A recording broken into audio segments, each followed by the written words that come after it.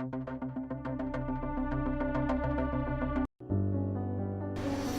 have trouble regulating my emotions. I have a suspicion it's to do with the fact that I'm 98th percentile in openness, conscientiousness, and neuroticism, and 2nd percentile in agreeableness and extroversion.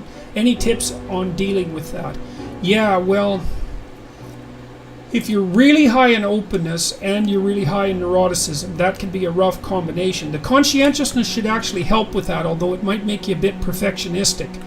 The problem with being high in openness, which is creativity and interest in ideas, and high in neuroticism, which is tendency towards anxiety and emotional pain, is that like open people like to break open boxes, conceptual boxes, and see what's inside, like Pandora's box. But people who are high in neuroticism are more likely to respond negatively to complexity and uncertainty. And if you're an open person and you're always thinking up new things, you tend to saw off the branch that you're sitting on a regular basis, and that can be pretty destabilizing. Any tips on dealing with that?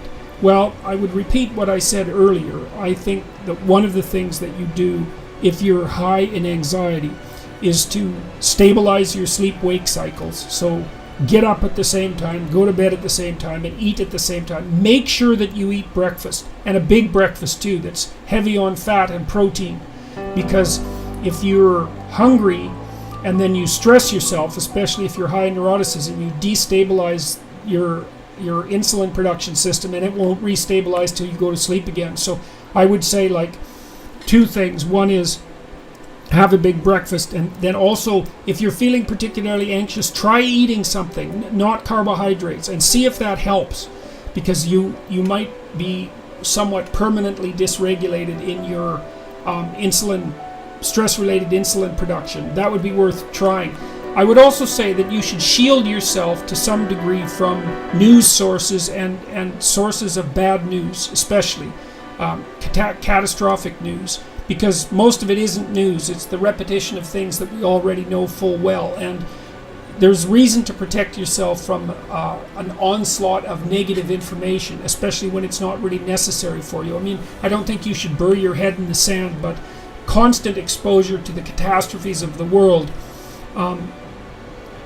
especially when there's nothing that you can do about those catastrophes, even hypothetically, is something that can really destabilize people. I often tell people in my clinical practice, which isn't operating right now, by the way, to shield themselves from news reports, because it's just too much. If you're depressed and anxious, it's just not something that you need. It's not helpful to you.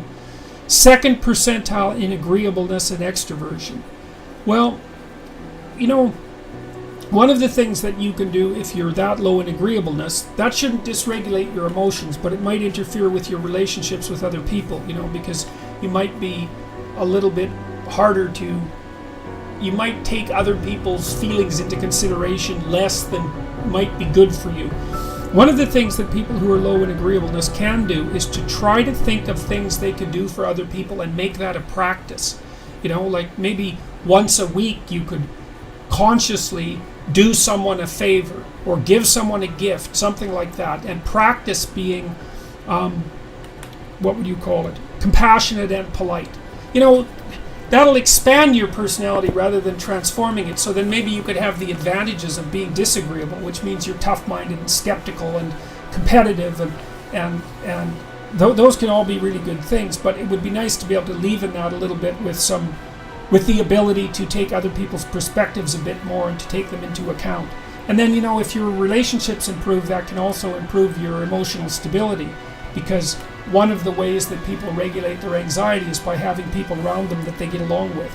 Because, you know, if you upset people, then they upset you, and especially if you're high in neuroticism, and that can increase your anxiety and your pain. So